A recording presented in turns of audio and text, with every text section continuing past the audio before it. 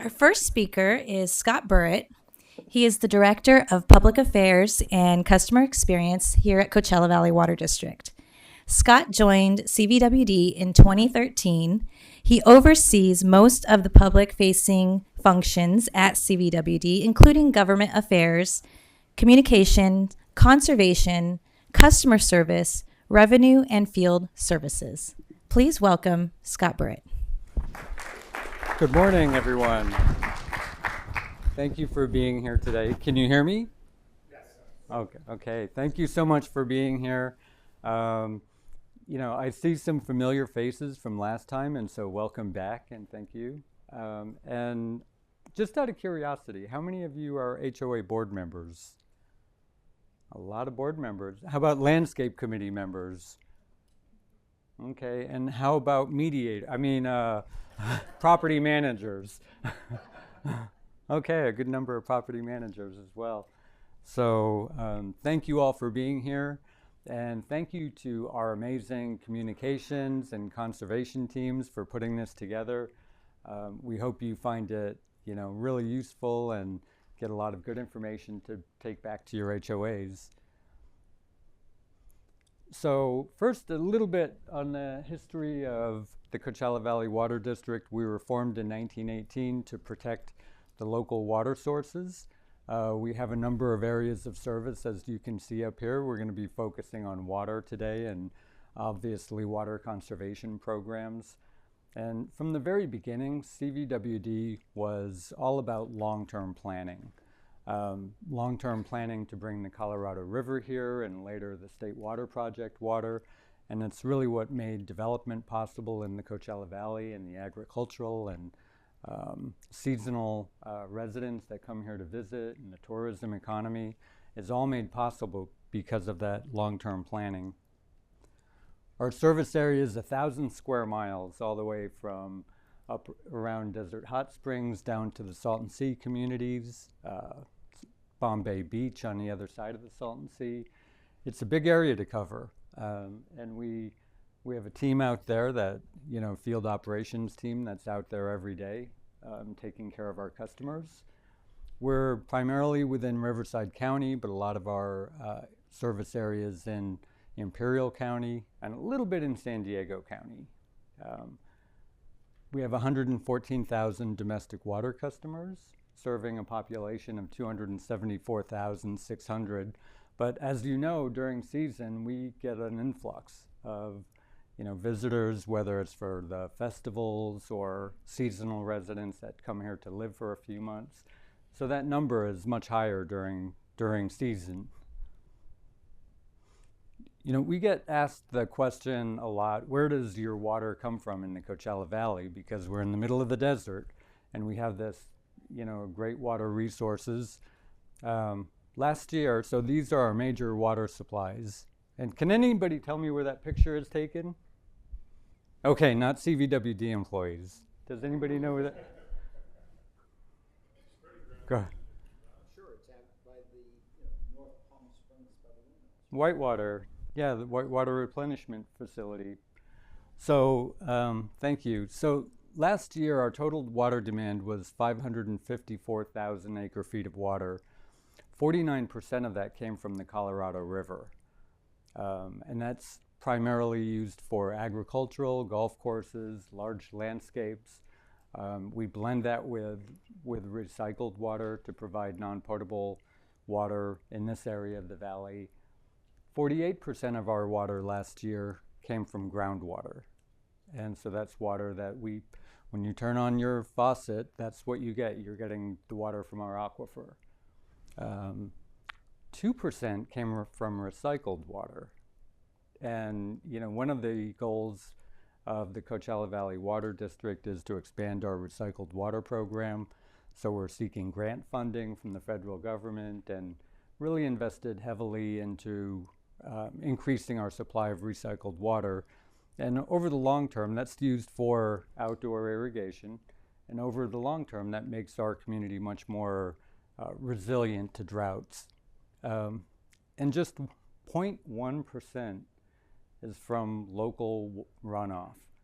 So 0.1% That's from, water that comes out of the mountains, storms that we get. So it's a very small part of our water supply. Last year it was like 607 acre feet of water, which is not that much. Just a couple comments about our imported water supplies. Colorado River, it's been in drought for over 20 years. I'm sure many of you, and I had conversations before this event with some of you about, the challenges on the Colorado River. The 7 basin states are currently negotiating how to address shortage, less water on the river than in the past.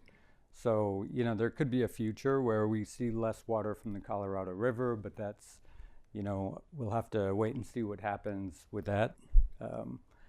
And just for information, a fun fact, our contracted supply from the Colorado River last year was 414,000 acre feet. We had a number of conservation programs happening, and we only ordered 373,000 acre feet. So, we didn't use all of our allocation from the Colorado River last year, just for your information. On the State Water Project, we are one of 29 contractors, state contractors that bring water from Northern California to Southern California. We joined the State Water Project in 1963 and started receiving deliveries in 1973.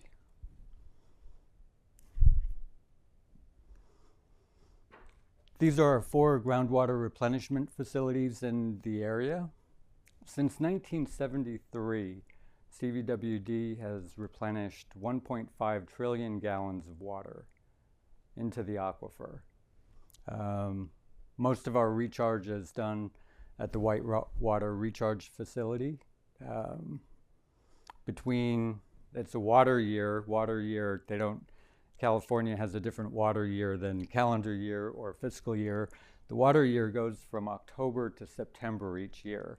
And last water year, we recharged 60 billion gallons more water than we took out of the aquifer. So, the strategy, that's 1 year. We got a lot of water over the last couple of years. And the strategy for CVWD is that during wet years, we put as much water as we can into the aquifer. And that water is available when we have drought years and receive less water from the State Water Project. And, the goal over the long term is just to make sure we have a stable aquifer level over like a 20-year period. And at this point, we are in a positive condition on the aquifer levels. So I asked this question last time. We did this in, I think it was April 5th, 2023, and some of you were here, so it's good to have you back. But is California in a drought? And the answer, when we first started planning this event in November of 2022, we were in a severe drought statewide. And that red all across California and the dark red in the Central Valley area, that really impacted our state water supply of water. We were less than a drought down here, oddly enough. But when we actually had the event, 4 months later, the state was pretty much out of the drought. It had pretty much abated. We got a lot of atmospheric rivers. The weather throughout the state really made it possible so that the drought was pretty much over in most of the state. And currently, I was curious about where we are now. And this is all data from the U.S. Drought Monitor. So you can see that right now we are in an extreme drought around the southeastern portion of California. That little blue is the Salton Sea, and we're right there. So we're currently in an extreme drought. And I know to that because how many times has it rained in the last few months? I think 2 or 3 times maybe. So it just highlights why conservation is always important in our region, and it highlights the importance of you being here today and interested in conservation. So long-term drought policies, you know, every drought results in some sort of legislative action or regulatory action.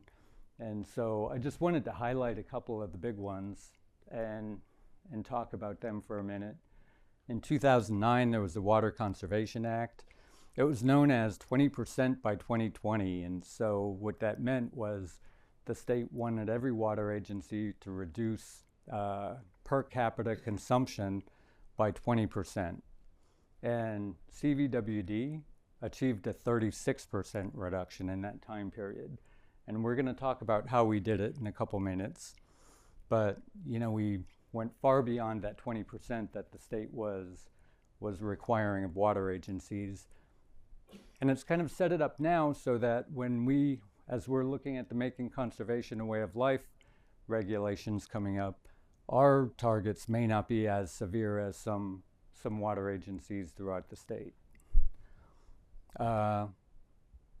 2018, that was the drought, you know, the bill that if there was a drought in around 2015, there were a couple bills that created the Making Conservation a Way of Life regulations, which were just adopted. It took that long to adopt them. And also the Water Shortage Contingency Plan. If you'll remember, during the last drought, every water agency was required to implement their water shortage contingency plan. Even though we didn't have a water shortage, the state required us to implement it. So that resulted in drought penalties. It resulted in, you know, restrictions on the time of use for watering, for outdoor irrigation, fines for over irrigation and runoff into the streets. So, you know, I think the next one is probably something that a lot of people here are interested in particular. That was what I heard in my conversation before the event started. The non-functional turf ban, AB 1572. And, you know, so the governor first issued this as an executive order during the drought. It was one of a number of executive orders that he issued. And CVWD decided to start enforcing it immediately. We have the authority to issue $500 per day fines. We started issuing $500 per month fines to commercial properties. And really we're talking about those areas like between the sidewalk and the street where it didn't really make sense to have turf. We were very effective, and it was a good time to do it. We didn't know it was going to become a permanent ban because the law wasn't introduced at that point. But, you know, I'm glad we did it. We removed a lot of turf, and it was a good time because our board of directors had increased our rebates to $3 per square foot. The cities of Rancho Mirage, Palm Desert, and Indian Wells provided matching rebates. So we had one of the largest, according to CNN, I think it was, we had one of the largest turf rebate programs in the country. So it was a good time because it really provided the incentive for the business community and for residents to convert turf. And so it's going to make our lift a lot less burdensome with this new legislation. But I know you're focused, and none of those fines were HOAs, by the way. I just want to make that clear. So I talked a little bit about, you know, that 36% reduction in water use by 2020. And our biggest conservation tool is our budget-based tiered rates. It ensures that customers first fix leaks very quickly, make sure they irrigate efficiently. And so that, coupled with our conservation programs, our incentives, both indoor and outdoor, have really driven conservation. The other is the construction of the Mid-Valley Pipeline and the expansion of our recycled water program and non-potable. We blend Colorado River water with the recycled water, and that's reduced the demand on the aquifer. We have a landscape ordinance. If you look at, you know, and I hear a lot about, you know, new developments and why do we allow them, but the truth is, well, we don't allow them. We don't have any permitting over new developments. But if you look at something like Del Webb in in Rancho Mirage, you'll see that it has much more desert landscaping than older developments from the 70s, 80s, 90s. And that's because of the landscape ordinance. There's a maximum amount of water that can be used on new developments. So even if you have a big pool of water, a big body of water on your property, you have to offset that water usage somewhere else. And finally, emerging technologies. There's the Flume water monitoring device that has been very effective in helping customers identify leaks at their properties, or maybe extra time set on their irrigation clocks, and the irrigation system is going off a couple times a day that they don't even know about. So that's one of them, the Flume water monitoring device. And we have a partnership with the California Water Efficiency Partnership. You can order that online, along with the Raccio Smart Sprinkler Controller. That's a controller that you can control from your phone. So if it starts raining, you can turn your controller off. Finally, there's a lot of challenges out there for HOAs. I think it was reading a Wall Street Journal article, or maybe I heard it on NPR, that there's actually a national blacklist on HOA properties that can't be financed through Fannie Mae or Freddie Mac because of certain criteria. And I hadn't heard of that before, but apparently, California has the second most HOAs on that list, and they're due to various, financial situations in HOAs. So, there's increasing HOA costs, and the regulatory environment that you're facing, similar to what a lot of organizations are facing. And it's driving up the cost of HOA dues. It's creating housing affordability issues because, HOA dues are part of the housing expense. And I just want to say about that, our board of directors has really asked us to kind of press with regulators, policymakers in Sacramento about the need to not pass unfunded mandates that are passed on to our customers through higher rates. Because when the state adopts, policies that have expensive price tags, we don't have, somebody has to pay that, right? And so, we've really been advocating at the state and federal level about affordability, not just water affordability, but 80% of our customers live in HOAs in our service area. So it's also about housing affordability. And I know the other challenge, and we were talking about it and a few of us were talking about it before this meeting, collaboration among homeowners can be difficult. You have different visions for the community. Some people want to take out every shred of grass that you have, and other people don't want to remove any grass. And so there's really a balancing act, which is why I think property managers are more like mediators. They have a tough job, and landscape committee members and HOA board members, can all be pretty tough, bringing people together to make decisions.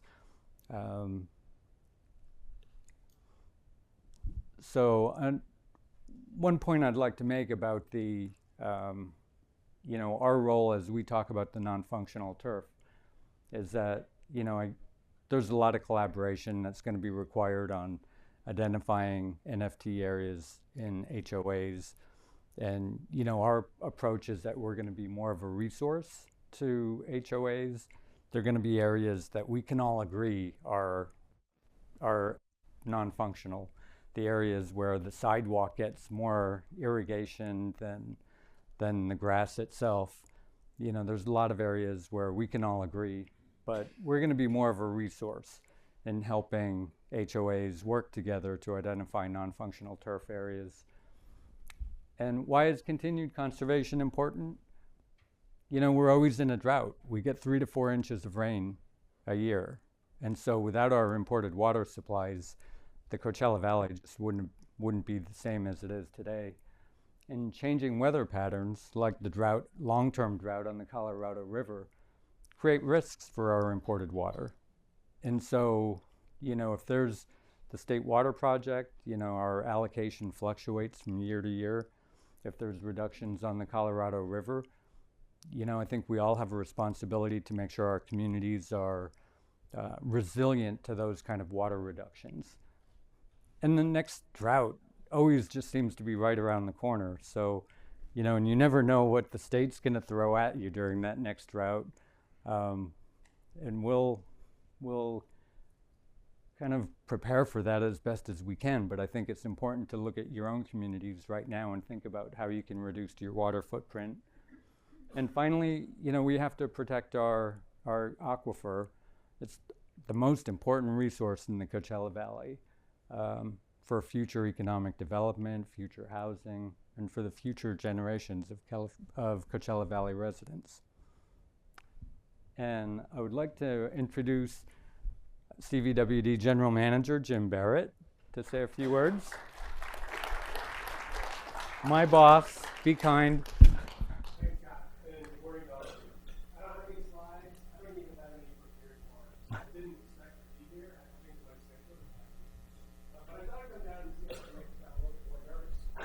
I think you did a good job. HOAs are an entity that's kind of near and dear to my heart. Oh, there we go. I don't sound any different, do I? No. HOAs are an entity near and dear to my heart. I've occupied a property in La Quinta for the last 15 years. It's managed by Mark and his group at Associa. I think they've done a pretty good job. But from our perspective, I stress that staff needs to be consistent with the policy and the rules that are established by the people you elect to be our board of directors. But at the same time, we are always willing to have a conversation about things we may not have considered. So we welcome dialogues that you may want to have with us. Don't be afraid to come talk to us. We're just regular people. We do have a set of things that we are guided by so that we can be consistent across all of the types of issues that you'll bring forward. But it doesn't mean we can't change how we approach a specific problem. If we need to, we'll go to the board and we'll get the policy or the rule or the regulation changed. So please keep that in mind. I know you're probably irritating some of you to no end, but we are first and foremost trying to be consistent. We don't make special deals. We don't make special deals with developers. We don't make special deals with owners. We don't make special deals with HOAs. You'd think that in the desert, water would be the thing that restrained and constrained development the most. But in the Eastern Valley, that's not true. It's electricity that is keeping development down. So as Scott had said, we have imported water that we use to replenish the aquifer. We have delivery contracts with both the state and the Fed. There's only one other agency in the entire state of California that has both of those delivery contracts, and that's Metropolitan Water Agency in LA. They are the largest water wholesaler in the country. We're the only other agency that has contracts with both the state and the Fed. So the folks that came before us, I think, did a pretty good job in trying to keep this a viable community. And we're doing what we can to be true to that mission. So please, if you've got something that's bothering you, let us take a look at it. Come talk to us. Okay, that's all I had. Enjoy. Thanks for spending some time with us. Now I do have to go off and run and do something else. But take care, stay healthy.